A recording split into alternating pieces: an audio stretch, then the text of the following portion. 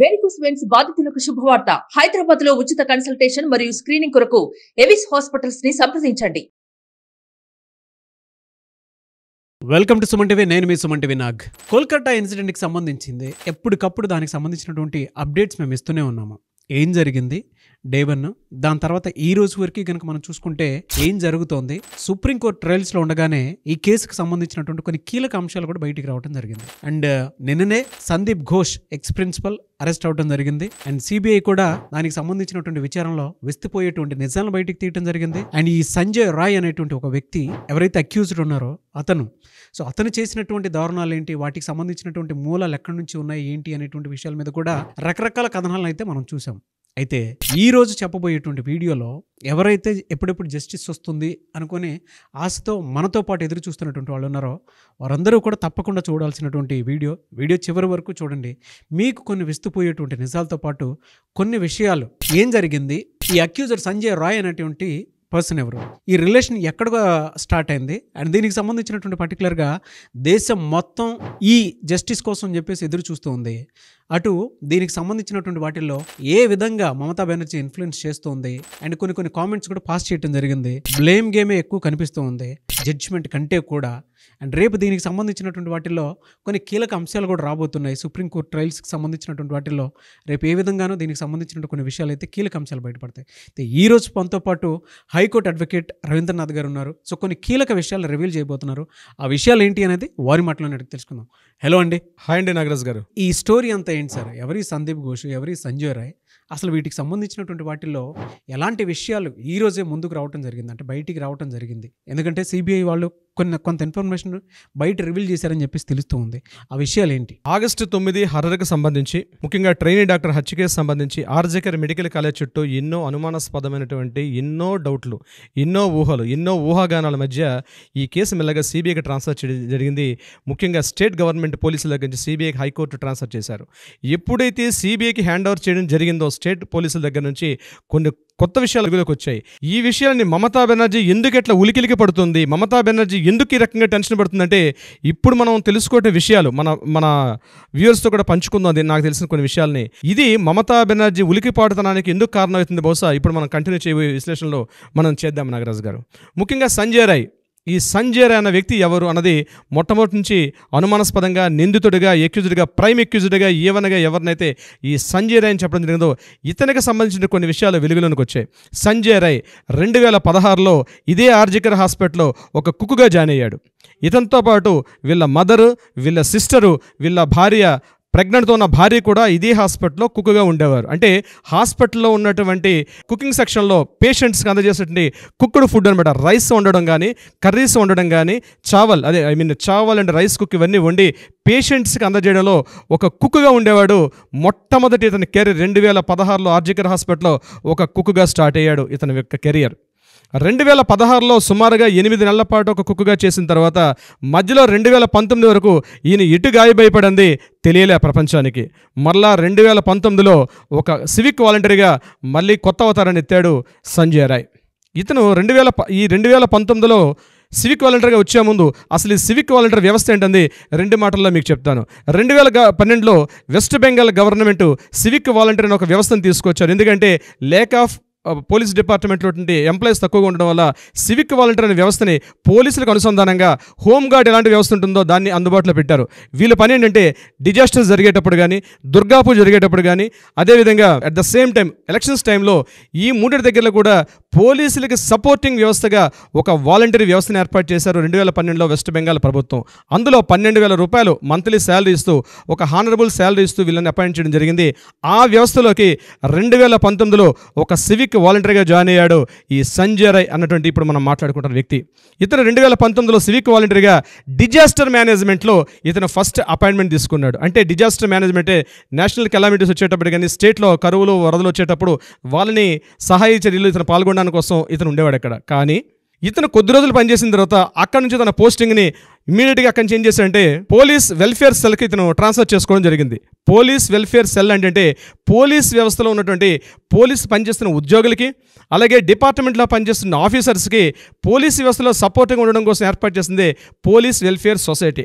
ఆ police welfare సొసైటీలో ఇతను జాయిన్ అయ్యాడు. అక్కడి నుంచి కొంతమందికి లంచాలు ఇచ్చుకొని ఈ సెల్కి మారాడు. ఎందుకంటే ఇతని target RG Kar hospital. Police welfare cell డిపార్ట్మెంట్లో ఉంటుంది. హాస్పిటల్లో ఉన్నటువంటి రోగులు కూడా వైద్య సేవలకు సహాయకులుగా నియమించే పనిలో ఉంటుంది. ఈ పోలీస్ వెల్ఫేర్ సొసైటీలో ఉన్నది ఈ వింగ్లోకి వస్తుంది. సో ఇతను కొద్ది రోజులు వేరే చోట పనిచేస్తూ కూడా మధ్య మధ్యలో ఆర్జికర్ హాస్పిటల్కి వస్తూ వెళ్తూ ఉండేవాడు. ఇలా కొద్ది రోజులు చేసిన తర్వాత ఇతను 4th బెటాలియన్ పోలీస్ డిపార్ట్మెంట్లో 4th బెటాలియన్లో వెల్ఫేర్ సెల్కి ఇతను ట్రాన్స్ఫర్ చేయించుకున్నాడు. ఒక్కొక్క స్టెప్ అబ్జర్వ్ చేయండి. 4th బెటాలియన్ పోలీస్ వెల్ఫేర్ సొసైటీకి ఇతను ట్రాన్స్ఫర్ చేసుకున్నాడు. ఎందుకంటే 4th battalion Calcutta 4th battalion police welfare సొసైటీలోనే ఈ ఆర్జికర్ హాస్పిటల్ అనేది వస్తుంది. ఇతని ఉద్దేశం ఏంటంటే ఆ బెటాలియన్కి వెళ్తే ఆర్జికర్ హాస్పిటల్లో డైరెక్ట్గా జాబ్ చేయొచ్చు ఉద్దేశంతో ఇతను అక్కడికి ట్రాన్స్ఫర్ చేయించుకున్నాడు. 4th బెటాలియన్లోకి వచ్చాడు. 4th బెటాలియన్లోకి వచ్చిన తర్వాత ఇతను ఫస్ట్ అపాయింట్మెంట్ ఆర్జికర్ హాస్పిటల్లో. ఇతనికి బాక్సింగ్ కూడా వచ్చు. అందుకని ఇతను ఆర్జికర్ హాస్పిటల్లో అప్పటికే పూర్వ పరిచయాలు ఉండడం వల్ల ఆర్జికర్ హాస్పిటల్లో ఎమర్జెన్సీ వార్డు దగ్గర, అదేవిధంగా ట్రామా కేర్ సెంటర్ దగ్గర ఇతను బయట వెయిట్ చేస్తూ ఉండేవాడు. అక్కడ ప్రిస్క్రిప్షన్స్ రాయడం, బెడ్స్ ఇవ్వడం, వచ్చే పేషెంట్స్కి వెళ్ళే వాళ్ళకి వచ్చే వాళ్ళ దగ్గర లంచాలు మరిగాడు. డబ్బులు తీసుకొని బెడ్స్ అమ్మడం చేసేవాడు. డబ్బులు తీసుకొని పేషెంట్స్కి ఆక్సిజన్ అందివ్వడం చేసేవాడు. డబ్బులు తీసుకొని అంటే వీళ్ళు చేసే పని అది ఫార్మసీకి వెళ్ళి మెడిసిన్స్ తీసుకొని రావడం, ఆక్సిజన్ అందివ్వడం, బెడ్స్ అలాట్మెంట్ చేయడం. అదేవిధంగా ఇటువంటి మెడిసిన్స్ సంబంధించిన అన్ని పనుల్లో కూడా ఇతను చాలా చురుగ్గా పాల్గొండేవాడు. మెల్లగా ఈ ఆర్జికర్ హాస్పిటల్లో ప్రతి రూమ్కి, ఎమర్జెన్సీ సెంటర్కి, ట్రామా కేర్ సెంటర్కి ప్రతి చోట ఇతనికి ఈజీ యాక్సెసిబిలిటీ ఆ రోజు దొరికింది ఒక సివిక్ వర్కర్గా. ఈ సివిక్ వర్కర్గా ఇతను పనిచేస్తున్న టైంలోనే ఇతనికి అనూప్ దత్ అక్కడ ఏఎస్ఐతో పరిచయం జరిగింది. అయితే ఇక్కడే ఒక విచిత్రమైన విషయం జరిగింది. ఏమిటంటే ఇతను ఇదే కాలేజీలో ఉంటుండగా ఆ కాలేజీలో మెయిన్ ఒక వ్యవస్థ ఉండేది. ఇప్పుడు చూడండి ఎట్లయితే ఏబీవీపీ ఎలా ఉంటుందో స్టూడెంట్స్ వింగ్, అదేవిధంగా కాంగ్రెస్ పార్టీ సంబంధించి ఎన్ఎస్యుఏ అంటారు, భారతీయ జనతా పార్టీ సంబంధించి ఏబీవీపీ అంటారు, అదేవిధంగా తృణమూల్ కాంగ్రెస్ పార్టీ సంబంధించి టీఎంసీపీ అంటారు. అంటే తృణమూల్ కాంగ్రెస్ ఛాత్ర పరిషత్ అని ఒక విద్యార్థి విభాగం ఉండేది. ఇతను మెల్లగా కేవలం హాస్పిటల్కి మాత్రమే పరిచయం కాకుండా విద్యార్థి విభాగం, అంటే ఎవ్రీ ఇయర్ అక్కడ ఎలక్షన్స్ జరుగుతుండేటివి, ఆ ఎలక్షన్స్లో విద్యార్థి నాయకులతోటి ఇతను తరచుగా రిలేషన్స్ పెంచుకుంటాడు. వాళ్ళకి అమ్మాయిలను సప్లై చేయడం, వాళ్ళకి మందుబడులు సప్లై చేయడం. ఇతను పోలీసు వృత్తి కాకుండా వీటన్నిటిలో కూడా తరచుగా పార్టిసిపేట్ చేస్తుండేవాడు సంజయ్ రాయ్. ఇక్కడ మెల్లగా విద్యార్థి యూనియన్స్తో పరిచయం చేసుకుంటుండగానే ఇతనికి ఇమీడియట్గా అక్కడ ఉన్నటువంటి డాక్టర్స్ తోటి, జూనియర్ డాక్టర్స్ తోటి వీళ్ళందరితో కూడా పరిచయాలు మెల్లగా పెరిగాయి.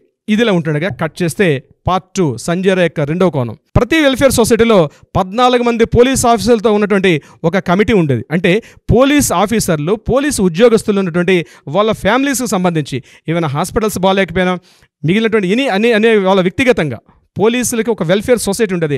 ఆ పోలీస్ వెల్ఫేర్ సొసైటీలో 14 మంది ఆఫీసర్స్ ఉంటే అందులో ఇతను కూడా ఆ మెయిన్ కీ పర్సన్స్ ఎవరుంటారో వాళ్ళతో సత్సంబంధాలు కలిగి ఉండేవాడు సంజయ్ రాయ్. ఇతని యొక్క చూడండి ఏ స్టేజ్ నుంచి ఏ స్టేజ్కి మెల్లమెల్లగా పెరుగుతున్నాడు. ఏ స్టేజ్కి వెళ్ళాడంటే తలా పోలీస్ స్టేషన్లో ఉన్నటువంటి ఇతనికి ఇష్టం అంటే ఈ హాస్పిటల్కి ఎవరైనా సపోర్ట్గా పనిచేయకపోయినా ఆ ఉన్నటువంటి ఆఫీసర్స్ మధ్య ఎటువంటి ఇబ్బందులు కలిగినా ఇమీడియట్గా అవన్నీ ఇన్ఫ్లుయెన్స్ చేస్తూ పోలీస్ ఆఫీసర్లనే ట్రాన్స్ఫర్ చేసే స్థాయికి ఎదిగాడు. ఇది అప్పుడున్న టైమ్స్ ఆఫ్ ఇండియా పేపర్లో కూడా ఒక విశేషంగా పడింది. సంజయ్ రాయ్ పేరు అప్పుడు కూడా వెలుగులోకి వచ్చింది. అంటే తలా పోలీస్ స్టేషన్లో ఉన్నటువంటి 6 పోలీస్ ఆఫీసర్లు కూడా ట్రాన్స్ఫర్ చేసే స్థాయికి ఎదిగాడు సంజయ్ రాయ్. భయంకరమైనటువంటి నిజాలు సార్ ఇవి. ఒక అక్యూజర్కి ఇంత పెద్ద ఇన్ఫ్లుయెన్షియల్ సిస్టమ్ ఉందా వెనక? ఒక్కొక్క సివిక్ వాలంటీర్కి మరి ఒక్కొక్క మాట మాట్లాడుతూ ఉంటే తూటలో పెళ్తున్నాయి సార్ అవి. అంటే ఇతనికి ఎంత చరిత్ర ఉందా? ఇదే కాకుండా హాస్పిటల్ ఆర్జికర్ హాస్పిటల్లో ఇతని ఫ్రెండ్ అయినటువంటి ఏఎస్ఐ అనూప్ దత్తాతో పాటు ఇతనికి మెల్లగా అవుట్ పోస్ట్లో ఉండి ఈ సంజయ్ రాయ్ మెల్లగా హాస్పిటల్ లోపల ఉండి ఒక స్పెషల్ బ్యారక్ కూడా ఇతనికి ఏర్పాటు చేయడం జరిగింది. ఆ బ్యారక్లో ఇతను ఉండడానికి ఒక రూము, దాంట్లో ఏసీ, దాంట్లో ఫుడ్, ఎవ్రీథింగ్ ఇంక్లూడింగ్ బెడ్తో సహా అన్ని రకాల సౌకర్యాలు అనూప్ దత్తాతో పాటు ఈయన కూడా పొందేవాడు. ఇలా ఉంటుండు టోటల్గా హాస్పిటల్లో కానీ డాక్టర్స్తో కానీ స్టూడెంట్స్ యూనియన్లో కూడా ఇతనికి ఒక మంచి పేరు ఉండేది. అంటే ఏం చేసేవాడు, టోటల్గా సప్లై చేయడం, వాళ్ళకి కావాల్సిన అన్ని రకాల సపోర్ట్స్ చేసుకుంటూ వాళ్ళకి మెల్లమెల్లగా డెవలప్ అవుతుండేవాడు ఈ యొక్క సంజయ్ రాయ్. ఇక్కడ ఏం చేసేవాడు, ఇతనికి కేవలం ఒక వెల్ఫేర్ సొసైటీలో ఒక మెంబర్గా ఉండడమే కాకుండా ఇతనికి ప్రతిరోజు 5 లీటర్ల పెట్రోలు, ఎవ్రీ మంత్ 12,000 రూపాయల శాలరీతో పాటు ప్రతిరోజు ఇతను చేసినటువంటి హాస్పిటల్లో బెడ్లు అమ్ముకోవడం అయితేనేమి, ఫార్మసీలో మెడిసిన్స్ పేషెంట్స్కి చేసే విషయం కానీ, ఆక్సిజన్ సిలిండర్లు చేసే విషయం కూడా బయట ఆదాయం చాలా ఇబ్బడిముబ్బడిగా ఉండేది. ఇతను మొదటి భార్యను విడిచిపెట్టిన తర్వాత ఆ స్థితిలోనే మొదటి భార్యను ఏం చేశాడంటే, మొదటి భార్య చనిపోయిందంటారు. ఆమె ఎలా చనిపోయిందనే విషయం ఇప్పుడు కూడా సస్పెన్సే. ఇతను మళ్ళీ రెండో పెళ్లి చేసుకున్నాడు. రెండో పెళ్లి చేసుకున్నప్పుడు భార్య 3 నెలల గర్భవతిగా ఉన్నప్పుడు ఆమెను ఇష్టానుసారంగా తన్ని కొట్టేవాడని చెప్పి వైఫ్ యొక్క మదర్ పోలీస్ కంప్లైంట్ కూడా పెట్టారు. తలా పోలీస్ స్టేషన్లో ఇప్పుడు కూడా పోలీస్ కంప్లైంట్ ఉంది. ఈయన మీద ఒక FIR కూడా నమోదై ఉంది. కట్ చేస్తే సంజయ్ రాయ్ తన ఆగడాలు కంటిన్యూ చేస్తూ ఉన్నాడు. ఇదే సమయంలో ఒక విశేషం జరిగింది. జూన్ 2021లో 2021 ఆ ఇయర్లో ఈ హాస్పిటల్కి కొత్తగా ఒక ప్రిన్సిపాల్ అపాయింట్ చేయడం జరిగింది. నేషనల్ మెడికల్ కాలేజ్లో వైస్ ప్రిన్సిపాల్గా పనిచేస్తున్న సందీప్ ఘోష్ ఈ కాలేజీకి ఒక ప్రిన్సిపాల్గా రావడం జరిగింది. ప్రిన్సిపాల్గా అపాయింట్మెంట్ అయ్యాడు. నేషనల్ మెడికల్ కాలేజీలో కూడా అనేక అవకతవకలు పాల్తున్నటువంటి సందర్భంలో అక్కడ జనరల్గా అవకతవకలు పాల్పడేటప్పుడు అతన్ని సస్పెండ్ చేస్తారు. కానీ ఇతని అదృష్టమో ఏం జరిగిందో తెలియదు, ఈ వెనకాల ఎటువంటి గూడు పడడం జరిగిందో తెలియదు. కానీ అక్కడ నుంచి ప్రమోట్ చేయబడి వైస్ ప్రిన్సిపాల్ నుంచి ప్రిన్సిపాల్గా ప్రమోట్ చేయబడి ఇక్కడ కాలేజీకి ఇతను ప్రమోట్ చేయబడ్డాడు. యాజ్ ఏ ప్రిన్సిపాల్గా ఆర్జికర్ మెడికల్ కాలేజీలో కొత్త ప్రిన్సిపాల్ అపాయింట్ అయ్యాడు. ఆయనే సందీప్ ఘోష్. ఇక్కడ సందీప్ ఘోష్ అపాయింట్మెంట్ అయిన తర్వాత సంజయ్ రాయ్ అనే వ్యక్తి ఆల్రెడీ అదే కాలేజీలో ఈ సివిక్ వాలంటీర్గా వర్క్ చేస్తున్నాడు. ఇతనికి పబ్లిక్ ఏమనుకుండేవారంటే యాజ్ ఏ పోలీస్ కానిస్టేబుల్ లాగా ఇతను టీషర్ట్ వేసేవాడు, దాని మీద KP అని ఉండేది. KP అంటే కల్కటా పోలీస్ అని. అతను వాడే బైక్ మీద KP అని ఉండేది, అంటే కల్కటా పోలీస్ అని. అతను వాడే హెల్మెట్ మీద KP అని ఉండేది, అది కల్కటా పోలీస్ అని చెప్పి టోటల్గా ఒక సివిక్ వాలంటీర్ నుంచి తను పూర్తి స్థాయిలో ఒక పోలీస్ ఆఫీసర్, ఒక పోలీస్ కానిస్టేబుల్, ఒక పోలీస్ డిపార్ట్మెంట్ వ్యక్తి అన్నట్టుగా పూర్తి ప్రజలు గుర్తించారు తప్ప ఇతను సివిక్ వాలంటీర్ విషయం మర్చిపోయారు. 2019 నుంచి 2021 వరకు మొత్తం 3 సంవత్సరాల్లో. మీరు ఒక్కొక్క మాట మాట్లాడుతుంటే గూస్ బంప్స్ వస్తున్నాయి సార్. బాబోయ్, అంటే ఎంటైర్ సిస్టమ్ని ఒక సివిక్ వాలంటీర్ అతని చేతుల్లో పెట్టుకొని ఏ విధంగా నడిపించి ఇక్కడ దాకా వచ్చాడు అనేటువంటి విషయం పాపం ఎప్పటికీ పండిపోతూనే ఇక్కడ దాకా వచ్చేసింది సార్. అసలు coming to doctor Sandeep Ghosh. Sandeep Ghosh 2021లో ఇక్కడ అపాయింట్మెంట్ అయిన తర్వాత మొట్టమొదటిగా అతను చేసిన పని ఈ కాలేజీ యొక్క రెనోవేషన్ చేశాడు. కొత్త బిల్డింగ్స్ కన్స్ట్రక్షన్ చేయడం జరిగింది.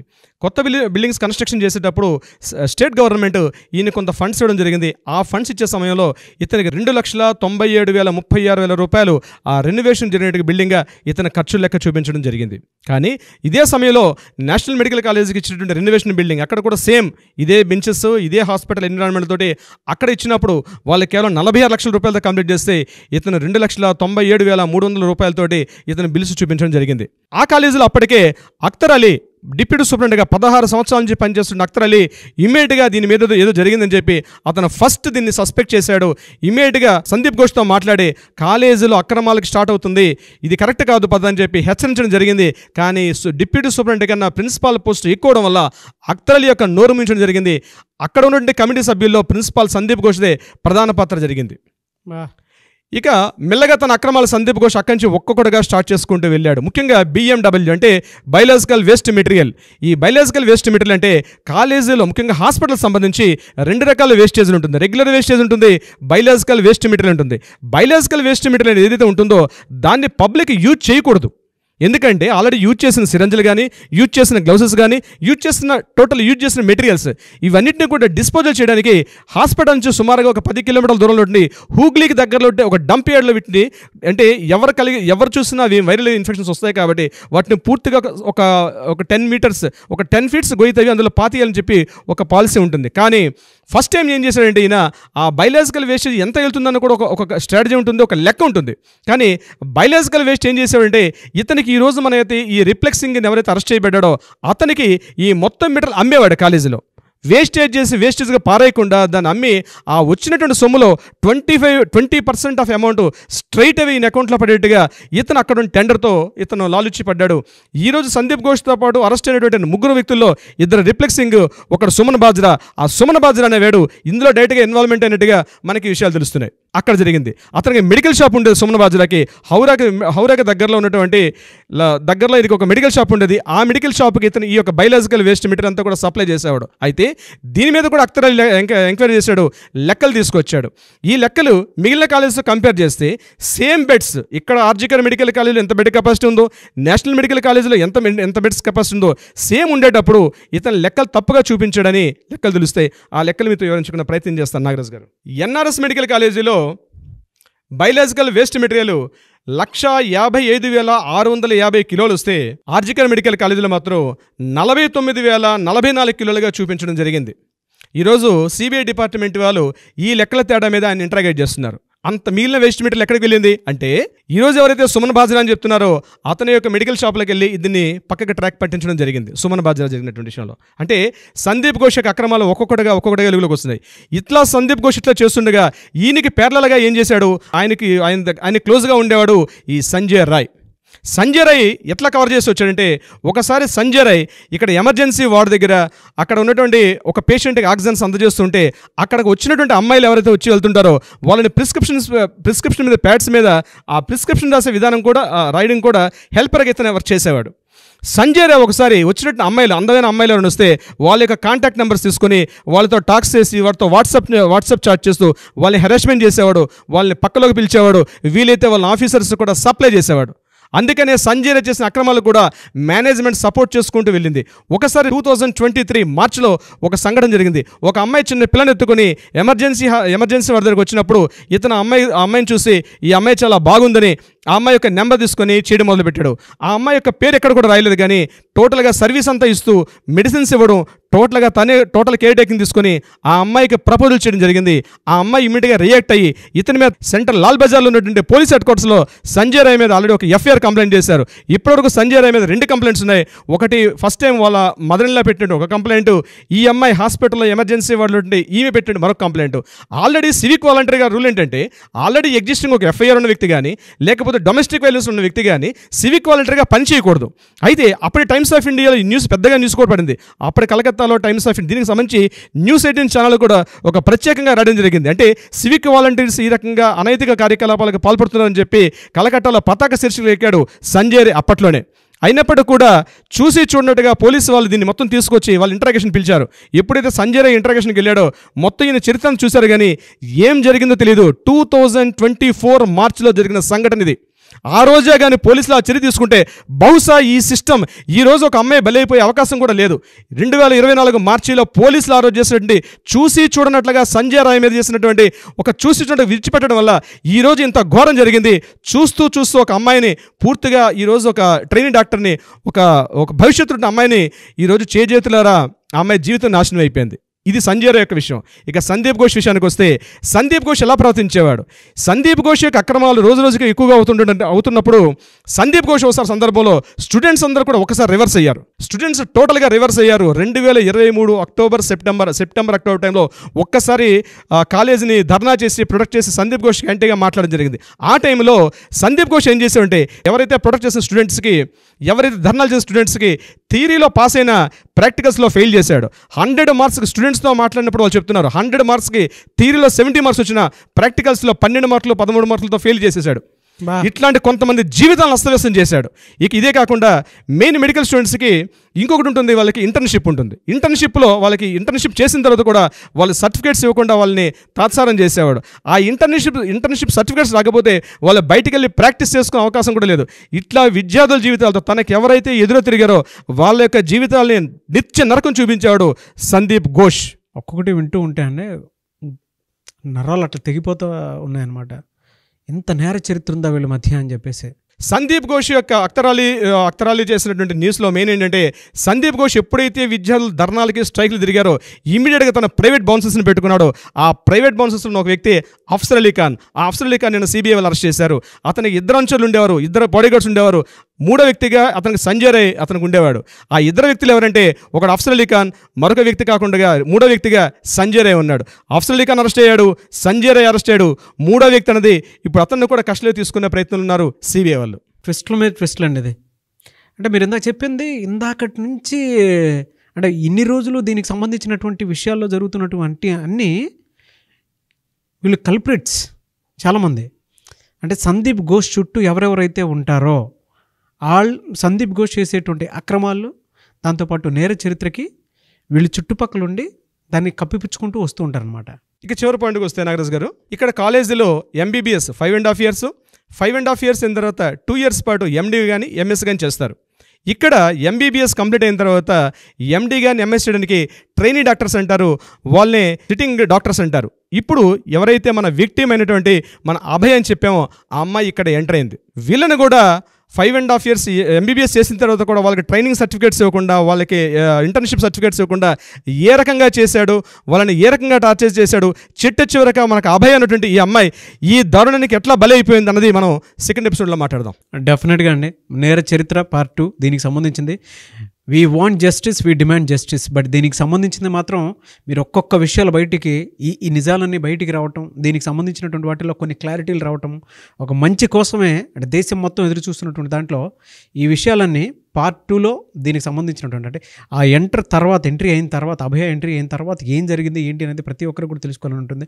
Thank you sir, thank you so much. Thank you so much Nagaraj గారు. సుమన్ టీవీలో మీ పర్సనల్ అండ్ బిజినెస్ ప్రమోషన్స్ కోసం కింది నెంబర్కి కాంటాక్ట్ చేయండి.